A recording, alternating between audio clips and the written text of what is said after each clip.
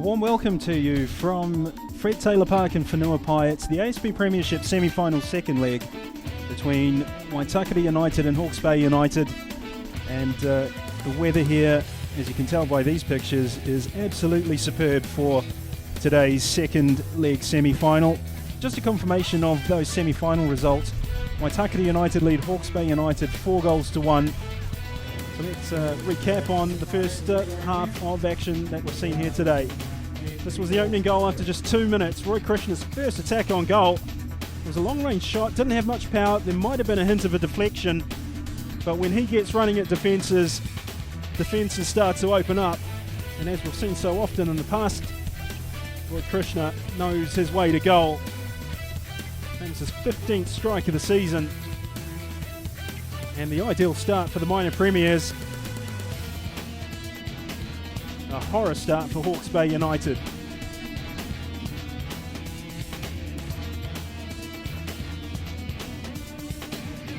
Well, Hawke's Bay weren't too slow in coming forward. Dakota Lucas' shot, striking the upright. It was a lovely measured effort here.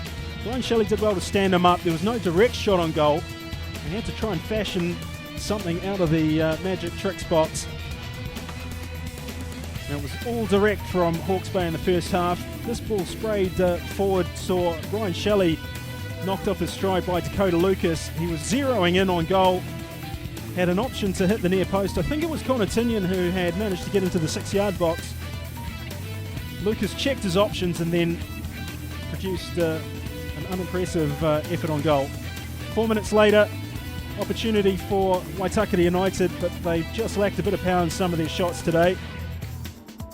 Alan Pearce was the guilty party here. Another long ball into the penalty area. Danny Robinson had to punch clear.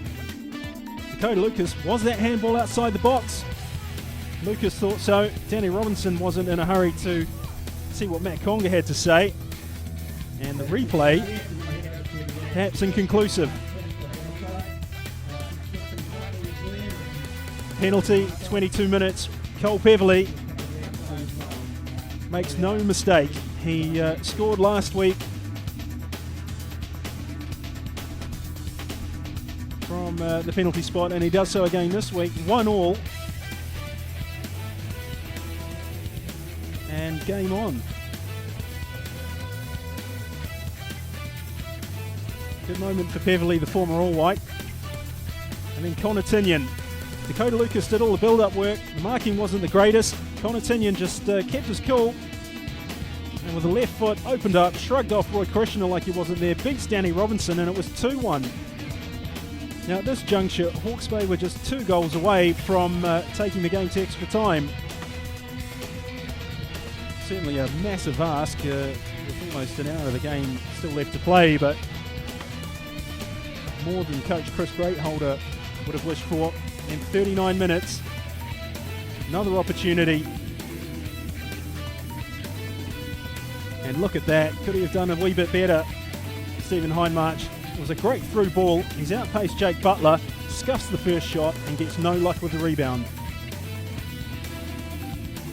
Well, Roy Krishna takes on Aaron Jones here, but what we don't see in the build-up to this goal is Hawke's Bay self-destructing in midfield. Cole Beverley came up short with a back pass to Bill Robertson, and Roy Krishna just nipped in, went straight at Aaron Jones. That extra yard of pace and the left foot shot gave Gillespie no hope, and that was 2-2. And 6-3 on aggregate.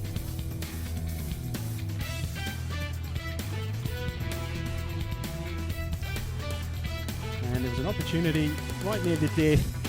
Ryan DeVries, his curling shot hitting the crossbar, and that might well have put this game to bed. In fact, Richard Gillespie took one look at it and knew instantly that that was going to be a shot he could do nothing about. So plenty for both coaches to think about. Paul Marshall will be slightly relieved that Waitakere have come back. And at half-time, it's Waitakere United 2, Hawke's Bay United 2.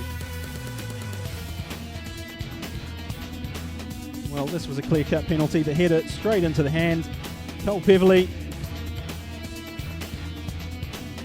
sticking the ball in the back of the net. No chance for Danny Robinson, heavily electing for power over placement. His third goal of the tie. And just on the hour mark, Dan Morgan winds in this cross.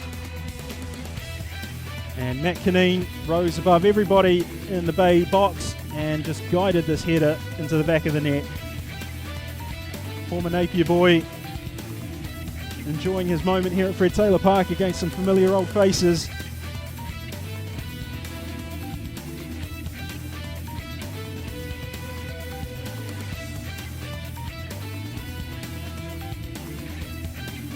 Well, this one came back off the crossbar. The woodwork got a good solid workout today. Stephen Hoyle's right foot shot lashed into the back of the net, and that put Hawke's Bay United 4-3 up. Excellent finish. The header had Robinson in trouble, and the finish was deadly.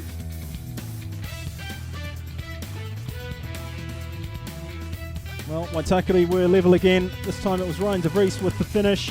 4-4.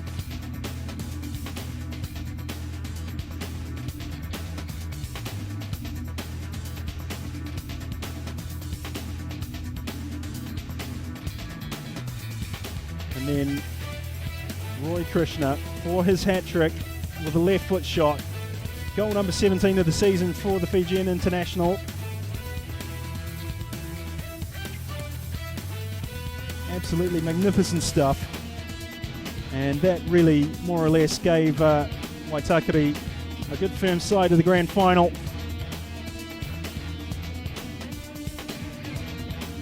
That made it 5-4.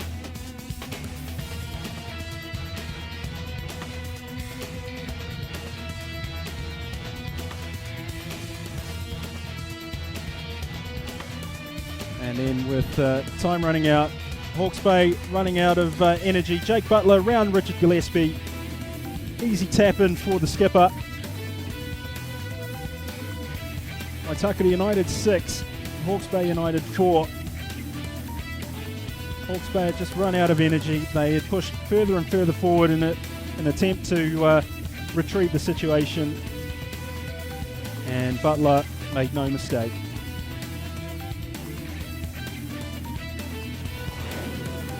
Yeah, it was a bit of an end-to-end contest, wasn't it? You know, we probably didn't do that well in the first half and continued to concede goals. But it was what was pleasing, I guess, is that we kept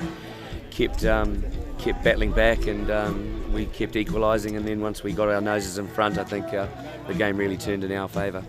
The most important, you qualify for the final next week here. Yeah, very much so. You know, I mean, today, you know, we were 4-1 up, I think, after the first leg away. So we had a few away goals up our sleeve as well, and we knew that a reasonable performance would be probably enough, and you know, probably a little bit complacent, I would suggest. But by and large, you know, you've got to be happy still with a 6-4 win. You know. Yeah, no. Now we're gonna focus on the final first, and then if it's done, then next thing is our league. So first is the final.